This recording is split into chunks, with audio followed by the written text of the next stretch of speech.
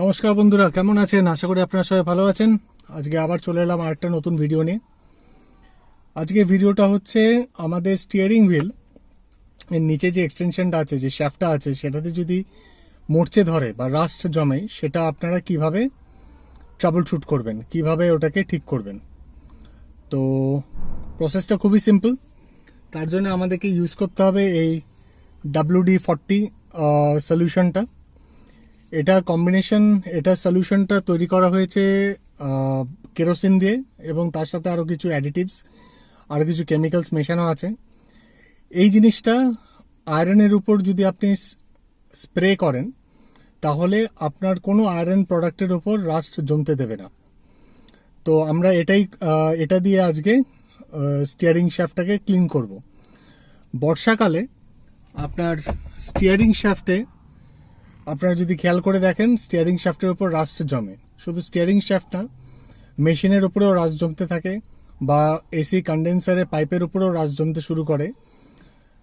এটা তখনই হয় যখন গাড়ি পুরনো হয়ে যায় এবং কন্ডেন্সারের উপরে যে কোটিংটা থাকে, যে সিলিকন কোটিংটা থাকে বা একটা অ্যালুমিনিয়াম কোটিং যেটা দেওয়া থাকে, সেটা যখন আস্তে আস্তে ওয়্যার অ্যান্ড টিয়ার হয়ে যায় বা সেটা যখন উঠে যায়, তখন রাস্টিং জমতে থাকে। তো আপনারা যদি এই সলিউশনটাকে স্প্রে করে দিই ওর উপরে, তাহলে রাস্ট জমতে দেয় না। তো আজকে ভিডিওটা সেটা নিই। ভিডিওটা পুরোপুরি দেখবেন, খুবই ইনফরমেটিভ ভিডিও। আর ভিডিওটা যদি ভালো লাগে, অবশ্যই একটা লাইক দিয়ে আমাকে আমার ভিডিওটাকে সাপোর্ট করবেন। আর চ্যানেল যদি এখন অবধি সাবস্ক্রাইব না করে থাকেন, অবশ্যই আমার চ্যানেলটাকে সাবস্ক্রাইব করে আমাকে সাপোর্ট করবেন। চলুন তাহলে শুরু করা যাক।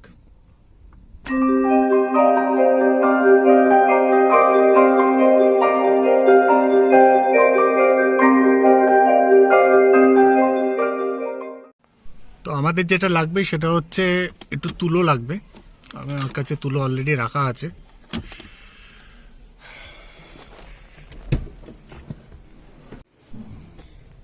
এই যে স্টিয়ারিং শ্যাফটটা দেখছেন কত রাস্ট জমেছে, এই রাস্টিংটা আমরা ওই WD সলিউশনটা দিয়ে তুলোর মধ্যে স্প্রে করে এটার উপরে একটু পালিশ করে দেবো।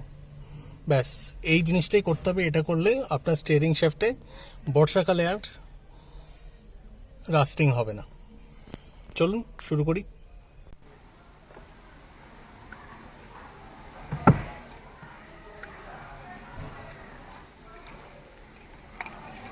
এই তুলোর মধ্যে এটা স্প্রে করব।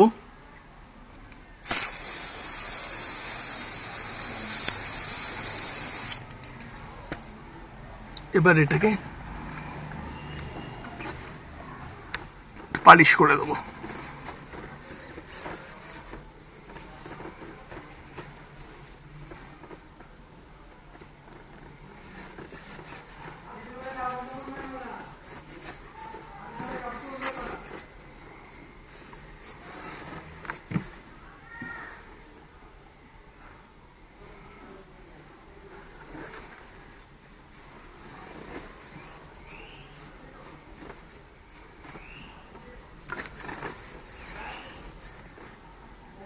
দেখেছেন কত ময়লা।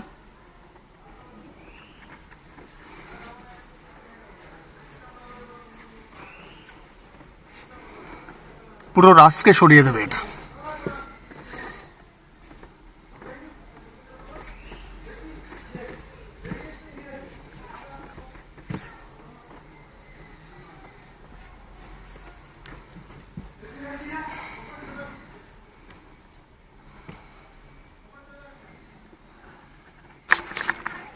দেখুন এরকম পরিষ্কার হয়ে গেছে, আবার সেই নর্মাল গ্লেজে ফেরত চলে এসছে। তো বন্ধুরা, কেমন লাগলো আজকে ভিডিওটা? আশা করি ভালো লেগেছে। যদি ভালো লেগে থাকে, অবশ্যই আমাকে আবার এই ভিডিওটায় একটা লাইক দিয়ে আমাকে সাপোর্ট করবেন। আর যদি চ্যানেল এখন অবধি সাবস্ক্রাইব না করে থাকেন, অবশ্যই আমার চ্যানেলটাকে সাবস্ক্রাইব করে আমাকে সাপোর্ট করবেন। আমি আরও ইনফরমেটিভ এবং ইনোভেটিভ ভিডিও নিয়ে আসবো in due course of time. So please be with me, please stay with me, and please do support me. আজ তাহলে আসি। Thank you, tata.